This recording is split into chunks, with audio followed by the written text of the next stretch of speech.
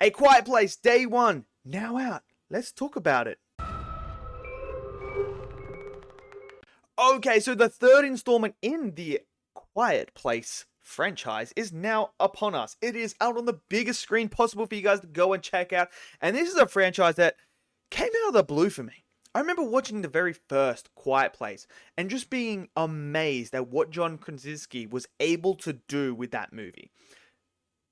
Like, basically, I think there was like, what, 4 lines of dialogue or something like that in the whole entire movie. And he somehow made this suspenseful, insane movie that was great. Introduced us to this universe.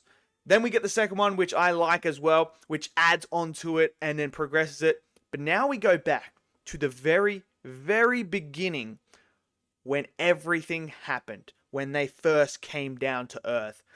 How were people going to deal with this? Now, Day 1 to me, I think this is a worthy entry into the franchise. I don't think it's better than the first one or the second one. But I would say I'm glad that this one is here. And what this one actually did for me made me want to dive into these creatures a lot more. I want to know what they are, where they come from, what is happening. Because we get a little sneak preview of certain things about them in this movie that tails to another movie that is very similar in a way. Because, like, so the easiest way I can explain in simple terms of what this movie is, imagine War of the Worlds with the Tom Cruise one. Imagine that, but in a quiet place. It's very similar to that. And that was the vibe I thought they really came across with, because we follow Sam and Eric through this whole entire time of them getting through the city trying to survive. And there's little hints of what are they doing? What are these creatures? Like, you know, there's certain shots and elements in this film that felt very War of the Worlds-esque. That's the simplest way I can tell you guys what this movie is like. If you're going into it, expect it to be very similar to War of the Worlds. It's sort of that vibe. And what I liked about the first one, it was something different. Then the second one came along, which did something different as well and advanced it.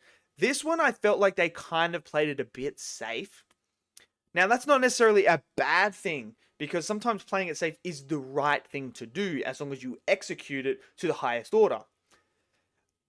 I feel like we could have done something a bit different in this one as well. Maybe explore these creatures a bit more, give us a bit more details to them, because I'm fascinated with them. I'm fascinated to knowing what they are, why they're here, what is going on. And I thought they were going to dive into that a bit more, but they don't. They don't dive into that. So if you're expecting to understand these creatures a lot more, see more of these creatures, the reasoning why they're here in that, it's still a mystery, which some people are going to love, some people are not going to like. So, I mean, it's going to be a flip of a coin for you guys. Maybe some of you are in the middle where you're kind of like, I like them just giving us little bits of details to that. Now, as for the characters themselves, it's all about Sam and Eric. And the cat, of course. The cat is in this movie quite a lot. So if you're not a cat person, you don't like cats in movies, well, this may not be the movie for you. But, so it's all about Sam and Eric. And firstly, Sam is the one we follow, who is acted brilliantly. Like, I must say, the performances in this movie, brilliant. The two main leads, fantastic. I mean, what do you expect? What do you expect? Look who the lead is. Like, she is, we know how good she is. I mean, we've seen her in absolutely incredible movies. There's a reason why she's casted. So, she's fantastic as Sam. And when you meet Sam, you think the motivation of what she is doing and why she's making certain decisions, at the start, you're kind of questioning it. You're like, are we really going down this road? Are we really doing this as the plot? This is what's driving this story forward. Are you serious? But I'm going to tell you now, give it time, because in this movie, they explore the character. They explore the motivations to why she is so driven to do this particular thing and why the choices she makes.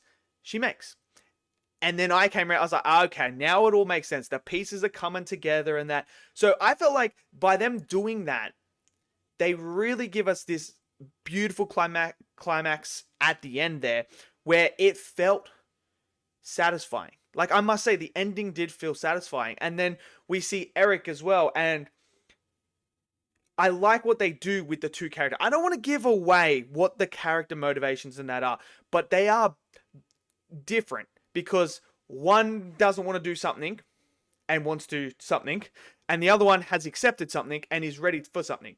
So I love how they contrast with each other and they're the opposites. And then Eric's character, I think, worked really, really well with Sam's character. I thought the chemistry was on point. And again, what they did really, really well is the suspense. Like, let's be real. A Quiet Place is brilliant when it's all about the suspense. And here, there are moments. The theater was quiet for a majority of this movie. Like, quiet. And you're sitting there. You think if you make noise, something's going to come out. So they really got that in this movie. And I really like that aspect. Because that's what made the first Quiet Place so good. Is that element of, I'm on the edge of my seat. I've got to be quiet. I don't want to get eaten by these things. So there's that. I liked the creatures. We get a lot more closer look up at the creatures as well. We get to see them in herds, what they're capable of. And there's a lot of bloodshed in this. There's a lot of death in this. And it's crazy, man. There's this one particular scene in a subway that I'm going to just say, bruh.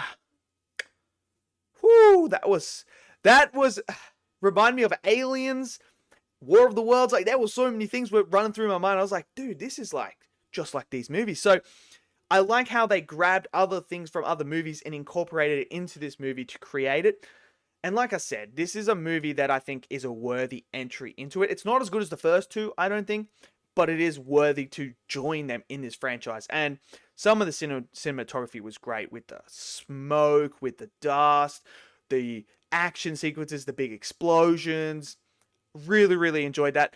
Now, there are some characters who are in the trailer that don't play a major part in this movie.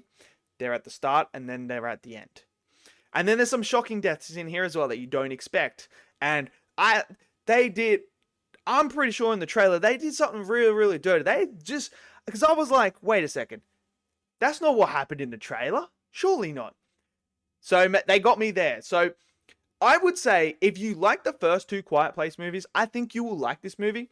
I heard some people when they came out say they really enjoyed it and they thought this was the best one. And that's awesome. So I think if you like the first two, you're going to like this one.